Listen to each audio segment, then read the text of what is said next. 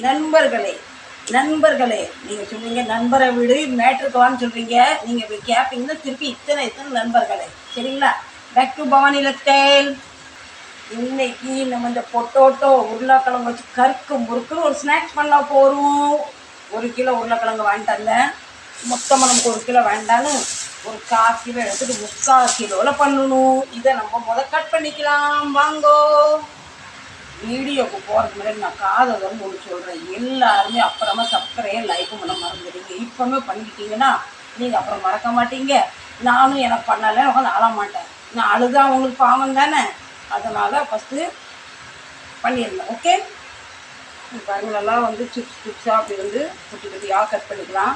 என்கிட்ட சீவறது ஒன்றும் இல்லை, காய் சீவறது ஒன்றும் இல்லை. அதனால் இப்படி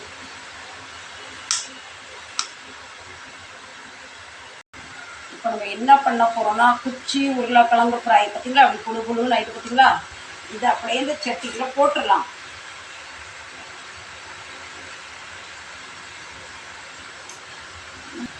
பின்ன இந்த உருளைக்கிழங்கு எவ்வளோ முடியுமோ நல்லா கொட கழுகுனா தான் அதில் இருக்காது. என்ன சொல்லுவாங்க, ஸ்டார்ச்சே என்னமோ சொல்லுவாங்க, அந்த மாவு தன்மை போகும்.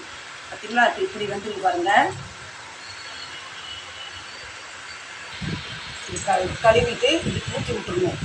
ஏன்னா இதில் இந்த சிப்ஸுக்கு ஒரு சொட்டு தண்ணி இருக்கக்கூடாது. நல்லா இப்படி டவலால் தொடச்சி எடுத்துடணும். தண்ணியாக இருந்தால் பின்ன அது என்ன ஆயிரும், உருளைக்கிழங்கு பொரியல் மாதிரி ஆயிரும். அதனால தான் இப்படி ஃபேன் காற்றுல போட்டு இந்த சின்ன குழந்தைய தோட்டுற மாதிரி தோட்டி எடுத்துக்கணும். சரிங்களா? எப்பா நின்றுக்கிட்டு எவ்வளோ வேலை செஞ்சிடலாம் போல. இந்த உட்காந்துக்கிட்டு ஒரு வேலையும் செய்ய முடியல. அப்பா அம்மான்னு முணங்க வேண்டியதாக இருக்குது. இது எவ்வளோ முடியுதோ அவ்வளோ துவட்டி எடுக்கணும். ஈரப்பசை இருந்துன்னா எண்ணெய் ரொம்ப குடிக்கும். பின்ன ஒரு மாதிரி வதக்குன்னு ஆயிரும். பின்ன 1 மாதம் 1.5 மாதம் 2 மாதம் 15 நாள் வச்சு சாப்பிட முடியாது. அதனால் ஃபேனை போட்டு நல்லா 5 நிமிஷம் இது போய் தொடச்சி எடுத்துடலாம்.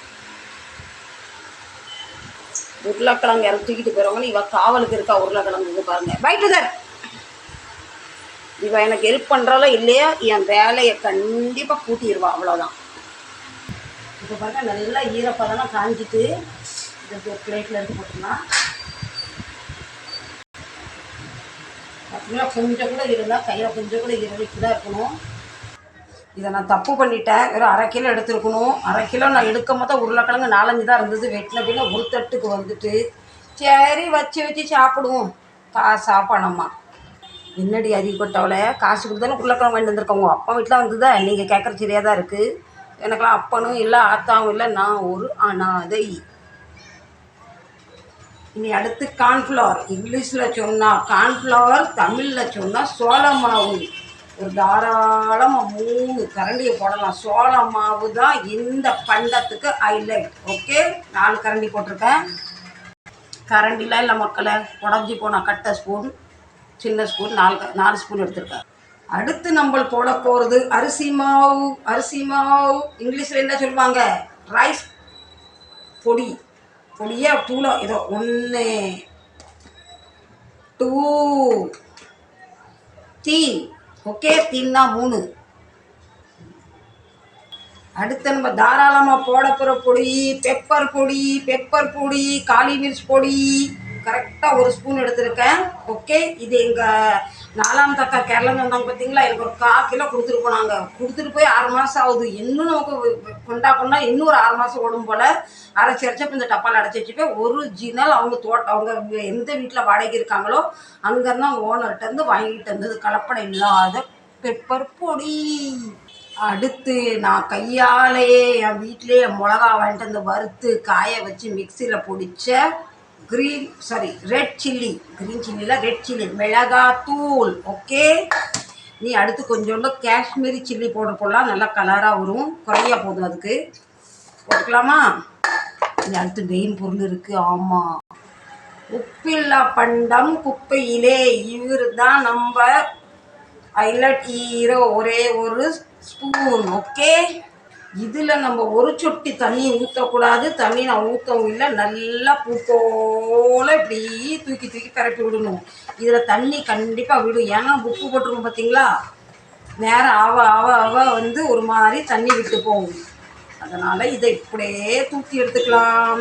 எல்லாம் இந்த மாவு இந்த மசாலா வந்து எல்லாத்தையும் நல்லா கோட்டிங் ஆகணும். எவ்வளோ முடியுதோ போட்டு பெசன்னு பிசையாமல் இப்படி தூக்கி தூக்கி இந்த வயலில் விவசாயம் பண்ணுறவங்க குப்பை போகிறதுக்காக இப்படி தூக்கி விடுவாங்க பார்த்தீங்களா, அந்த மாதிரி இப்படி நம்ம தூக்கி விட்டுக்கிட்டு இருக்கணும். அப்போ தான் எல்லா உருளைக்கிழங்குலையும் நம்ம மாவை எல்லாம் பிடிச்சி ஒற்றுமையாவாங்க. அப்பா இவங்க ஒன்று சேர்க்கறதுக்குள்ள நாப்பட்ட கஷ்டம் சேரவே மாட்டேங்கிறாங்க. நான் சொன்னால ஃப்ரெண்ட்ஸ், உப்பு போட்ட அப்படின்னா அந்த உருளைக்கிழங்குல கத்தின லேசாக தண்ணி எல்லாமே பட்டு லேசாக தண்ணி விடுன்னு ஒரு பாருங்க ஒரு 10 நிமிஷம் அப்படியே சின்ன பிள்ளைங்களுக்கு விளையாட்டு காட்டுற மாதிரி இப்படியே கிண்டிக்கிட்டே இருந்தேன். நம்ம காஷ்மீரி சில்லி பவுடர் போட்டனால கொஞ்சம் நல்லா கலர் வந்திருக்கு.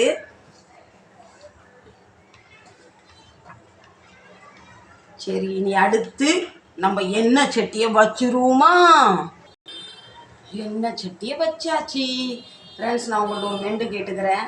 என்கிட்ட இருக்கிறது 2 கடாய் தான். இந்த ஒன்று இருக்குது,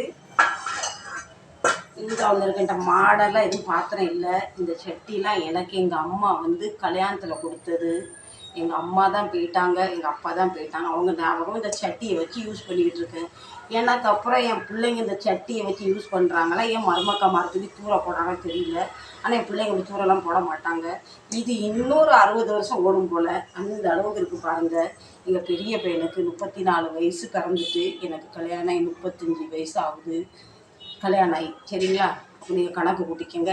சட்டி இன்னும் என் பேத்தியா கல்யாணத்தில் கூட நான் இந்த சட்டியை நல்லா தேய்ச்சி எவ்வளோ கொடுக்கலான்னு நினைக்கிறேன். அந்த அளவு ஒர்த்து. அந்த காலத்தில் சட்டி என்கிட்ட மாடல் சட்டிலாம் இல்லை, இருக்கிறத வச்சு நான் காலத்தை ஓட்டிக்கிட்டு இருக்கேன். கண்டிப்பாக சப்போர்ட் பண்ணுங்கள். மாடல் பார்த்தலாம் என்கிட்ட ஒன்றும் இல்லை. பூம்பா நான் கையை வச்சு இப்படி 3 தடவை சுற்றினா எண்ணெய் வந்து காஞ்சிரும். இது என்னோட ஐடியா, நீங்கள் பண்ணாதீங்கோ. சும்மா நேரம் போலாம் பார்த்தீங்களா, அதனால உளறிக்கிட்டு இருக்கேன். ஃப்ரெண்ட்ஸ் பாருங்கள், இது சொன்ன மாதிரியே பிசைஞ்சு வச்சுட்டு ஒரு 5 நிமிஷம் எண்ணெய் சூடாகிறதுக்குள்ள வேற ஒரு வேலை இப்போ போயிட்டு வந்தேன். ரொம்ப தண்ணி மாதிரி ஆகிட்டு பாருங்கள். ஃபஸ்ட்டு வந்து ரொம்ப ட்ரையாக இருந்த மாதிரி இருந்தது, இப்போ வந்து லேசாக தண்ணி விடுது. அதனால நம்ம இதை வந்து கேஸை பெரிய லெவலில் வச்சு படபடான்னு பொரிச்சு எடுக்கணும். சரிங்களா, இப்போ பாருங்க ஒன்னோட ஒன்று ஒட்டி இருக்கும். இங்கே வந்து ஒத்தையாக இருந்தது, ஒத்தப்பூ ரோசா மாதிரி இருந்தது. இப்போ வந்து கொத்துப்பூ ரோசா மாதிரி ஆகிட்டு தெரியுதுங்களா உங்களுக்கு? நீ வாங்க எண்ணெய்க்குள்ளே போட்டுடலாம். நான் ஒரு கூமுட்டை மெயினாக ஒரு பொருள் போடுறதுக்கே மறந்துட்டேன். இப்படி தான் செய்வேன் வீட்டுக்குள்ளே, எல்லாம் இடக்க மடக்க வேலை செஞ்சுக்கிட்டு இருப்பேன்.